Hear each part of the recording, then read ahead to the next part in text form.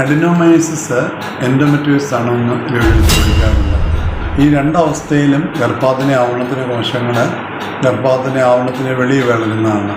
അഡിനോമൈസിസിൽ ഈ ഗർഭാധാന ആവരണത്തിൻ്റെ കോശങ്ങൾ യൂട്രസ് മസിലിനുള്ളിലോട്ട് വളരും. പക്ഷേ എൻഡോമെട്രിയോസിസിൽ ഇത് യൂട്രസിന് വെളിയിലാണ് വളരുന്നത്. അതിനൊരു ഹോർമോൺ ഡിസ്റ്റർബൻസും ജെനറ്റിക് പ്രിഡിസ്പോസിഷനും ഉണ്ട്.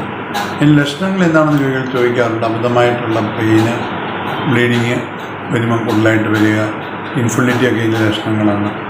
അത് വന്ധ്യതയ്ക്ക് ഒരു കാരണമാകാം. നമ്മുടെ സ്കാറിങ്, ഫൈബ്രോസ് ഇങ്ങനെയുള്ള അവസ്ഥ വരുമ്പോഴാണ് അത് ഇൻഫെർട്ടിലിറ്റിക്ക് കാരണമാകുന്നത്. ഇത് ഫോക്കൽ അഡിനോമൈസ് ആണെങ്കിൽ നമുക്ക് ആ ഭാഗം മാത്രം റിമൂവ് ചെയ്യാം. ഡിഫ്യൂസ് അഡിനോമൈസ് ആണെങ്കിൽ അവിടെ ചികിത്സ പോരായിരിക്കും. അവിടെ നമ്മൾ ചെയ്യുന്നത് നമ്മൾ ലെട്രസോളും നമ്മൾ റെഗസ്ട്രോൺ ഗുളികയും കൊടുത്ത് ഒരു 3 months കൊടുത്തിട്ട് പിന്നീട് മെഡിക്കൽ ട്രീറ്റ്മെൻറ്റ് ചെയ്യുമ്പം റിസൾട്ട് കിട്ടാറുണ്ട്. അഡിനോമൈസ് ഉള്ളവർക്ക് മെഡിക്കൽ ട്രീറ്റ്മെൻറ്റ് കൊണ്ട് അവർക്ക് പ്രഗ്നൻസി കിട്ടാം. അവിടെ നമുക്ക് നമുക്ക് ലെട്രസോളും നമ്മൾ റെഗസ്ട്രോണും കൊടുത്ത് അതിൻ്റെ സൈസ് കുറച്ചിട്ട് നമുക്ക് അതിനെ മെഡിക്കലി ട്രീറ്റ് ചെയ്യാം. ഓലേഷൻ്റെ ഏജൻസ് നമുക്ക് കൊടുക്കാം. ചില കേസുകളിൽ ഇവരുടെ കോശങ്ങൾക്കെതിരെ പ്രതികരിക്കുന്ന ഘടകങ്ങൾക്കെതിരെ ഇമ്മ്യൂണോതെറാപ്പി ഫലപ്രദമാണ്.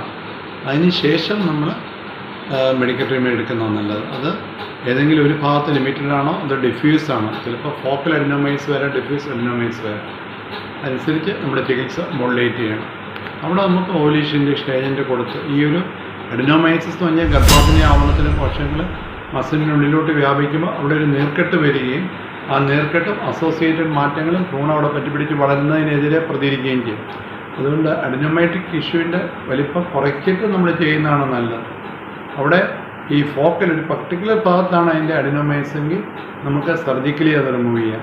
അത് നമ്മുടെ വിജയസാധ്യത കൂട്ടും. ഡിഫ്യൂസ് അഡിനോമൈസ് ആണെങ്കിൽ നമ്മൾ സർജറി ചെയ്യുന്നതിന് മുമ്പ് വളരെ ആലോചിക്കണം. കാരണം ചിലപ്പോൾ നമ്മുടെ ക്യാവിറ്റിയെ ഡിസ്റ്റോർട്ട് ചെയ്യുക, അല്ലെങ്കിൽ ട്യൂബിൻ്റെ അനാറ്റമിയെ ഡിസ്റ്റോർട്ട് ചെയ്യുക.